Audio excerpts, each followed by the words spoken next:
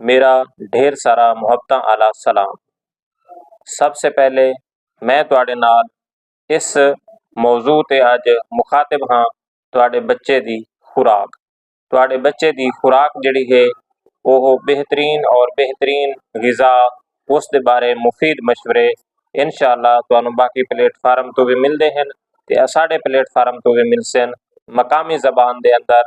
तुसां इंशाअल्लाह साडे सारे मशवरे इस चैनल दे जरिए इस वीडियो दे सिलसिले दे जरिए हासिल करे सो। ते अज मैं तुहानूं ये दसना चाहता हाँ कि तुसां बच्चे नूं खुराक किहड़ी देवनी है।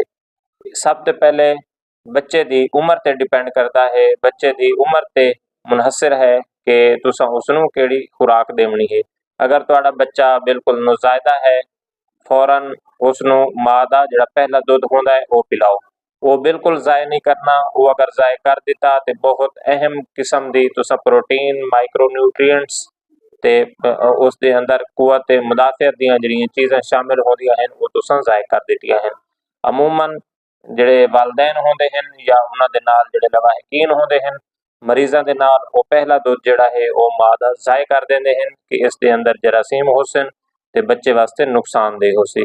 लेकिन वो बिल्कुल ज़ाय नहीं करना, तुसां फौरन बच्चे नूं जिहड़ा कि उसदा टाइम होंदा है कम अज़ कम 2 घंटे दे अंदर उसनूं तुसां फीड कराओ। अगर तुहाडा बच्चा बिल्कुल नॉर्मल है ते माहिर अमराज नुज़ायदगान ने बच्चे नूं फीड कराउण दी इजाज़त दे दित्ती है तो तुसां बच्चे नूं माँ दा पहला दुध पिलाउणा है, चाहे वो जितनी कम मिकदार च भी क्यों ना होवे।